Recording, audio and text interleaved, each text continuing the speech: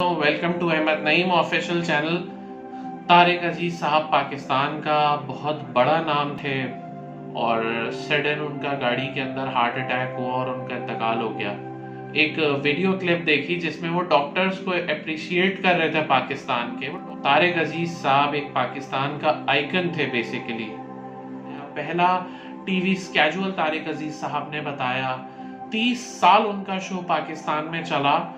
हर कोई बड़े शौक से तारिक अजीज शो देखता था, ना कि आजकल के जो गेम शोज और रमजान शोज हैं। तारिक अजीज साहब का लेवल था, उनके फैन लाइनों में खड़े होते थे। नेशनल असेंबली के मेंबर रहे।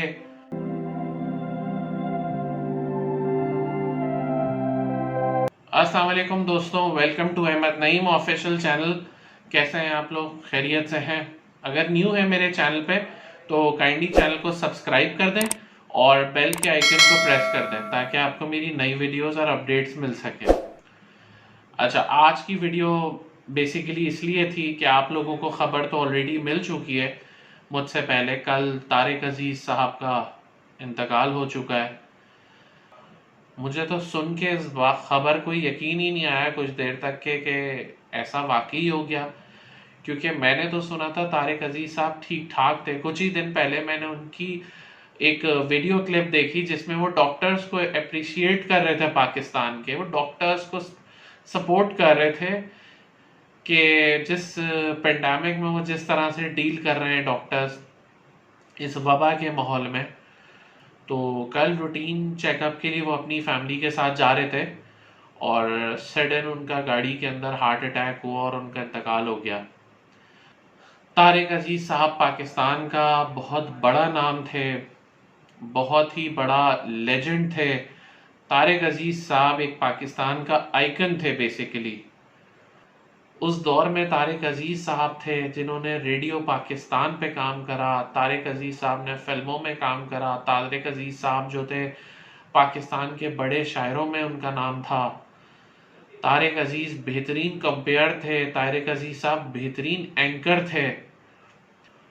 तो इस वक्त तो समझ नहीं आ रहा था, कल तो ये फेज नहीं था कि मैं इस पे बात कर सकूं, क्योंकि मैंने खबर सुनी तो मेरे तो कानों को सुनने के बाद यकीन ही नहीं आया। हम बचपन से उनके डायलॉग्स, उनकी बातें, उनके शोज देखा करते थे। हमारा बचपन उनकी शोज देख के गुजरा। हमारी पूरी फैमिली बैठ के तारिक अजीज का शो देखा करती थी, मुझे याद है।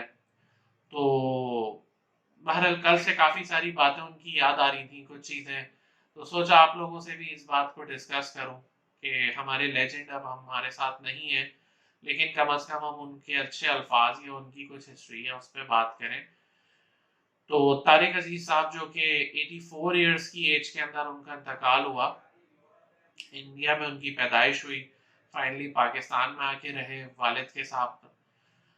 तारिक अजीज साहब ने करियर जो है अपना अर्ली एजेस में शुरू किया था। फिल्म इंडस्ट्री में आए पाकिस्तान के पहले टीवी के एंकर थे, पीटीवी के। बेसिकली पहली बार जिन्होंने अनाउंस करा कि पीटीवी जो है अमल में आ चुका है, वो तारिक अजीज साहब थे जिन्होंने पाकिस्तान को ये बताया। पहला टीवी स्केड्यूल तारिक अजीज साहब ने बताया।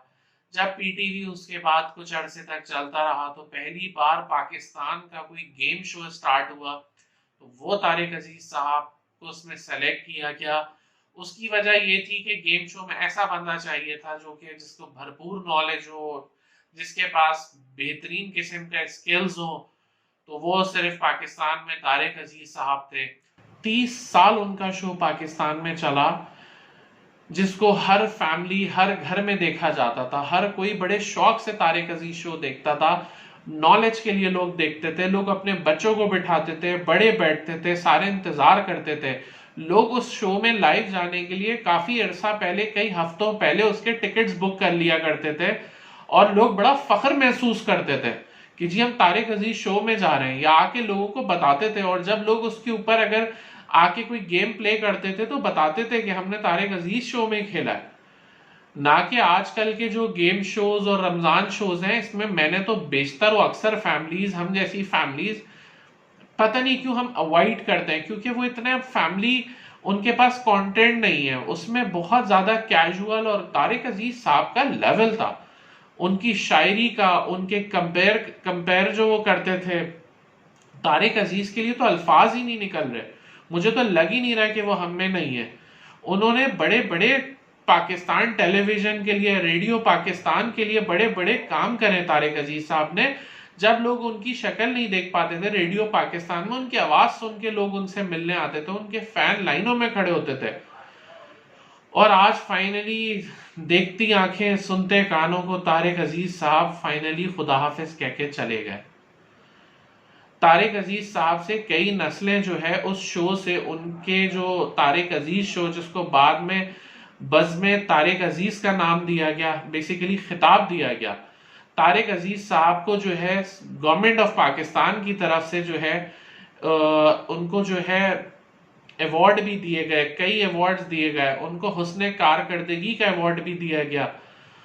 तो बेहद उन्होंने खिदमत की पाकिस्तान की, उन्होंने हत्ता के सियासत की, 2 साल नेशनल असेंबली के मेंबर रहे।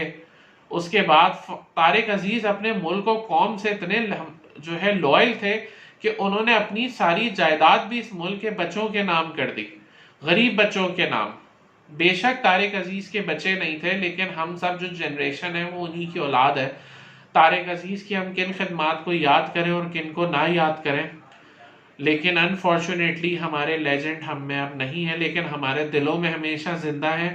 अल्लाह ताला तारिक अजीज साहब की फैमिली को सब्र दे और उनके दर्जात को बुलंद फरमाए, जो उन्होंने खिदमत पाकिस्तान के लिए की है उसको कबूल फरमाए।